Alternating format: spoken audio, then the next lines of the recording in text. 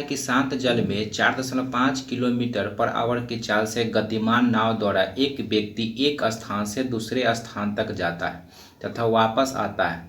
कह रहा है कि संपूर्ण भाग के लिए उसकी औसत चाल ज्ञात कीजिए यदि नदी के चाल जो है 1.5 किलोमीटर पर आवर दिया हुआ है। देखिए मेरे भाई, इस तरीके का सवाल अगर प्रोसेस से बनाते हैं तो काफ़ी समय लगेगा, लेकिन हम प्रोसेस यहाँ नहीं देखेंगे, यहाँ देखेंगे हम शॉर्ट ट्रिक्स, क्योंकि एग्जाम में हमको समय बचाना है। तो नाव से चाल रिलेटेड जो भी सवाल आते हैं उसमें सबसे प्रथम जो है दो चीज़ जानना बहुत ज़रूरी हो जाता है। प्रथम पॉइंट होता है क्या, तो नोट कीजिएगा अनुकूल चाल। क्या बोल रहे हैं, अनुकूल चाल। तो अनुकूल चाल क्या होता है, तो नोट कीजिएगा, अनुकूल चाल होता है नाव अथवा तैराक धारा के प्रवाह के दिशा में जो गति करता है उसे कहते हैं अनुकूल चाल कहते हैं। उसे क्या कहते हैं, अनुकूल चाल कहते हैं। नोट कर लीजिएगा, उसे अनुकूल चाल कहते हैं, ठीक है। या इसी को कहते हैं क्या, अनुप्रवाह चाल, ठीक है। उसके बाद दूसरा पॉइंट लिखिएगा प्रतिकूल चाल।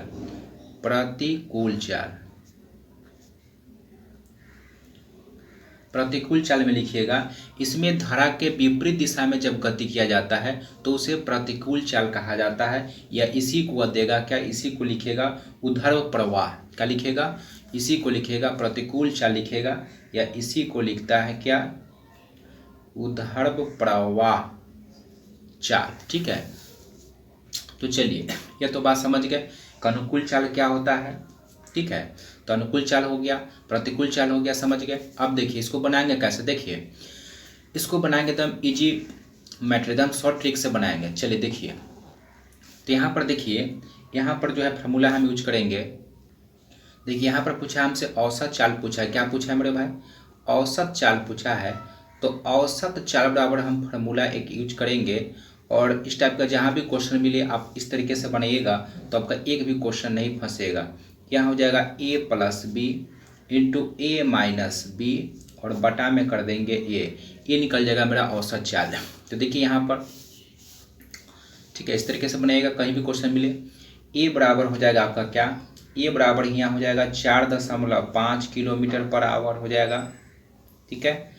और b बराबर क्या हो जाएगा यहाँ 1.5 किलोमीटर पर आवर।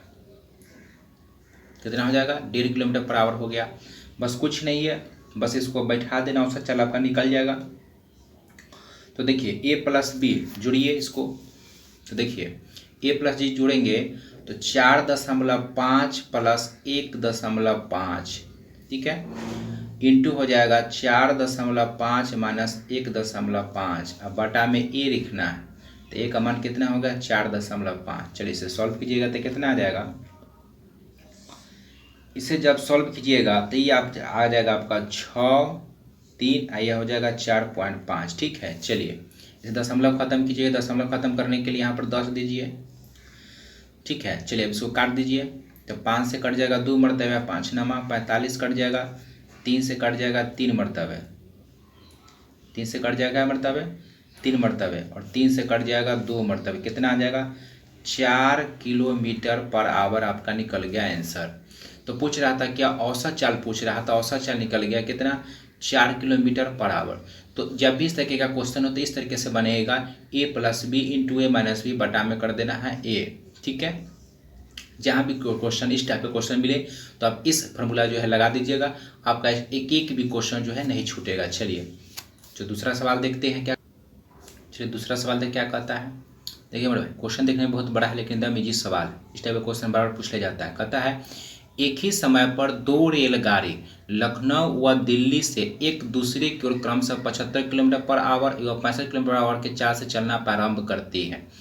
जब यह मिलती है तो यह देखा गया है कि एक रेलगाड़ी दूसरी रेलगाड़ी की अपेक्षा 10 किलोमीटर जो है अधिक दूरी तय करती है, अधिक दूरी तय की। तो अब पूछ रहा है कि दिल्ली से लखनऊ के बीच का दूरी ज्ञात कीजिए।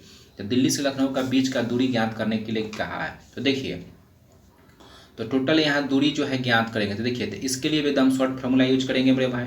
यहाँ पर फार्मूला यूज करेंगे a प्लस बी और a माइनस बी हो जाएगा, और यह हो जाएगा d, ठीक है।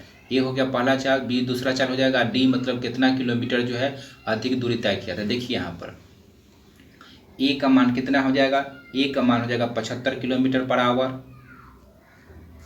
बी का मान कितना हो जाएगा, बी का मान हो जाएगा आपका 65 किलोमीटर पर आवर हो जाएगा। और डी का मान कितना हो जाएगा, कह रहा है कि 10 किलोमीटर अधिक दूरी तय कर रहा है, मतलब कि 10 किलोमीटर हो गया। बस कुछ नहीं, अब बन गया, बैठा दीजिए। इतना बड़ा क्वेश्चन इतना देखिए कितना शॉर्ट तरीके से बन रहा है।